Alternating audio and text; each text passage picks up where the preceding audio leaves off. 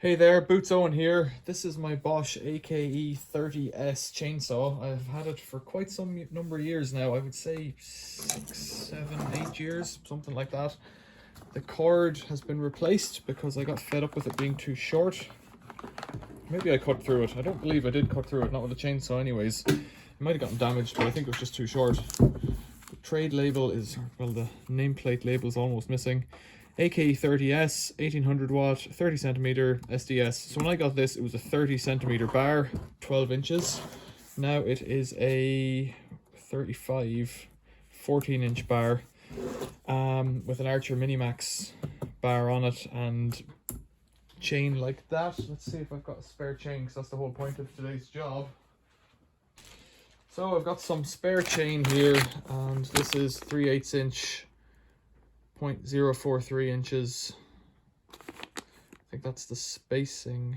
No, I don't know what those numbers mean, but they're very important, obviously. Brand new chain. The old chain is just tired. It keeps slipping off.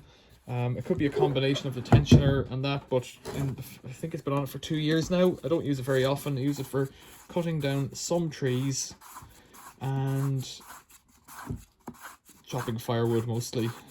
Try to use it on green timber. I don't like using it on anything other than green timber because it wears it out. So let's get into it. What I really need to do today is to empty out this chain tensioner. This is the problem with this thing. I've done it before a long time ago. There's some nice oily sawdust. I've done it before a long time ago, and it's just a pain because it keeps happening. So, new chain, set that aside. Let's just lift the bar off, up and out. I should have detensioned it or whatever first, but well, you might say I have my own way of doing things. Let's give that a clean. This chain, I'm just going to throw it out. It has a sprocket on the end here, whereas the one it came with didn't. 30 doesn't. There's no issue just fitting a new bar as long as you get the right size. I'm sure I spent hours looking on the internet trying to figure out how to save 20 pence on the price of a bar. Archer, I think, is made in Australia, based not on the Kangaroo, but I think I remember reading that at the time.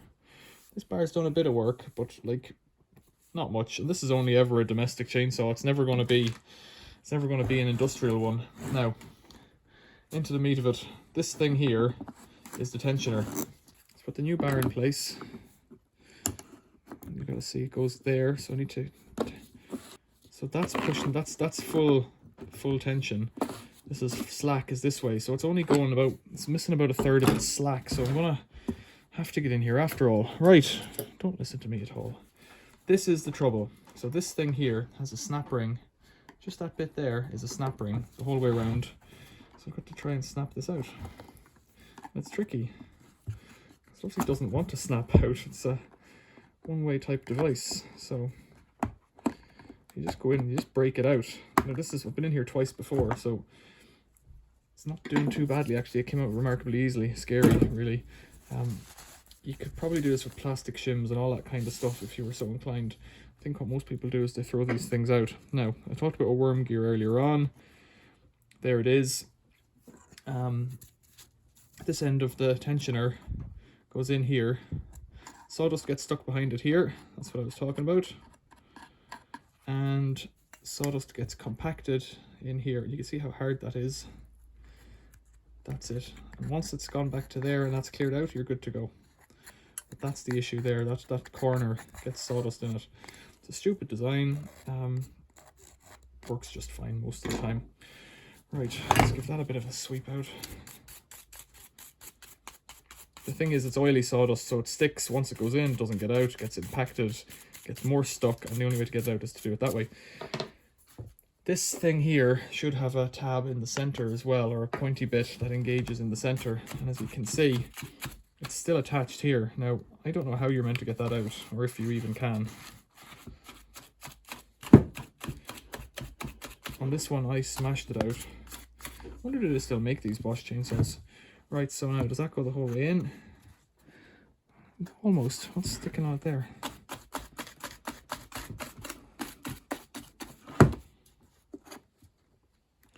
Yeah, that's about right. Bit of dust in here too.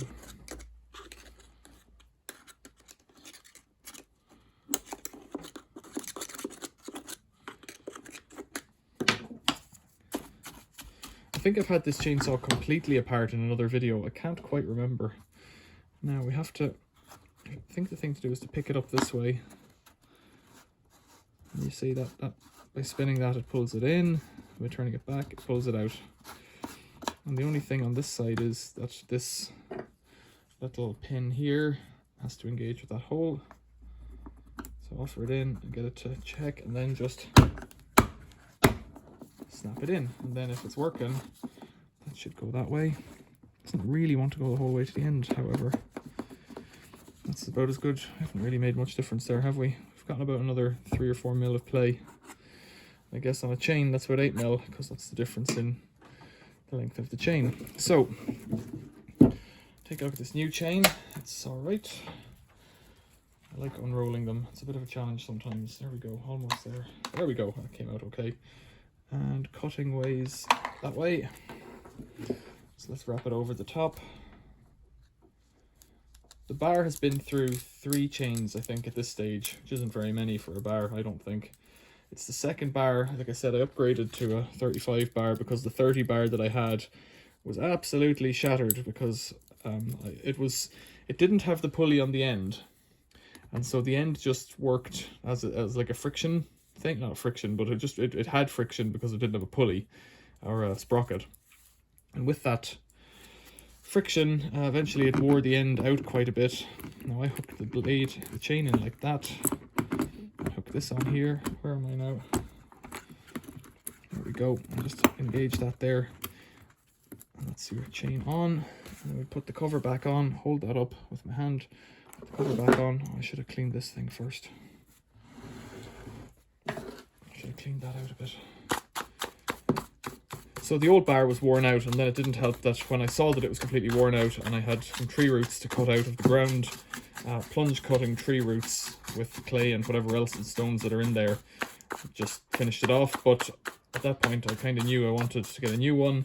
I think at the time a new one was about 20 quid, you know, so they may still be somehow, despite the inflation of the modern world. But anyways, that bar could be 6 years old. When did I do that job? It could be 4 years old. 5. Just making up numbers now. Just keep saying numbers. How about that? And do that.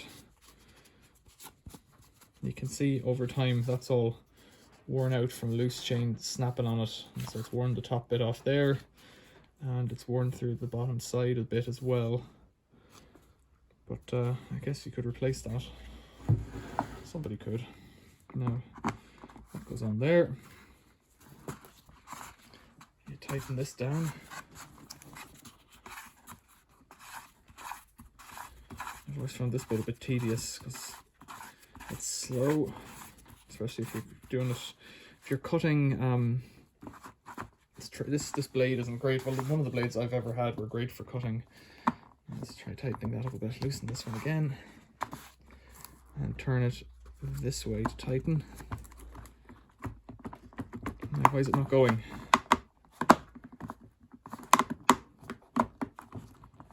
What's really going on? Yeah, it's done it. Okay. That's loosening it. Up, loose. All right. So I'm looking at the arrow incorrectly. Pull it down to tighten it, and that's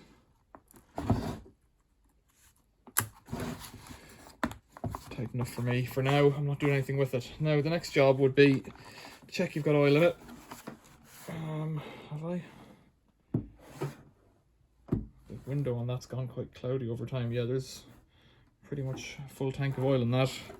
It normally leaks out over time in my experience. Yeah. Full tank of oil. What you do is you tilt the bar down 45 degrees and just run it with no load pointing at the ground, and you have something like a log or a bit of wall or something in front of you, and you watch for oil spinning off the tip, because the oil pump should drag it around and up and down, and then eventually the centrifugal force will throw it off the tip there. That's how you check it. So I'm not going to do that now. I'll do it outside later. I've shown that in a previous video as well, I think quite a number of years ago, before I really was into making videos. But it's a dandy little saw. I'm quite pleased with it. Over the years, it's getting dirtier as time goes on, but it stood me in good stead. Oh, the other little anecdote I've got about this thing.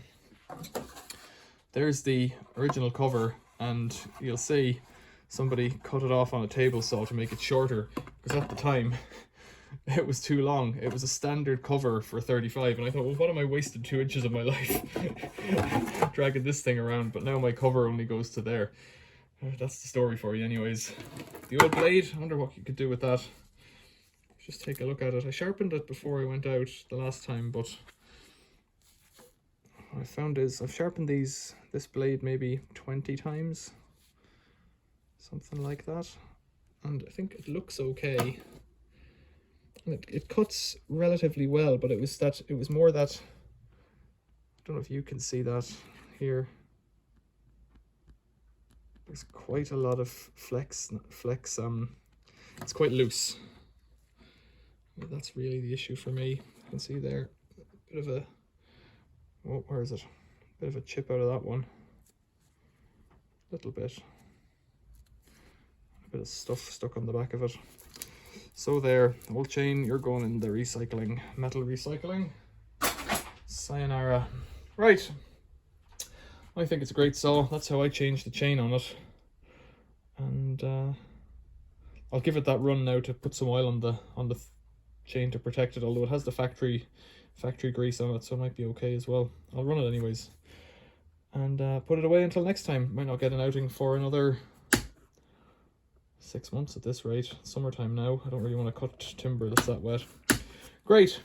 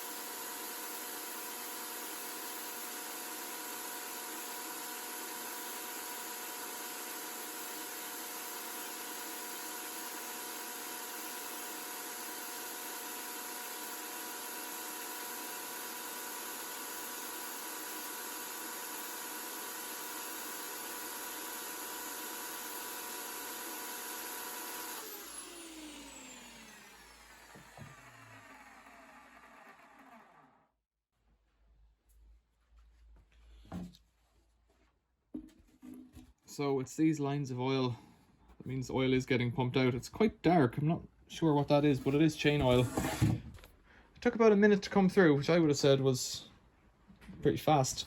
Came out in some gobs as well, but that could be anything. I don't know. Questions or comments, leave them below. Thanks for watching. See you later.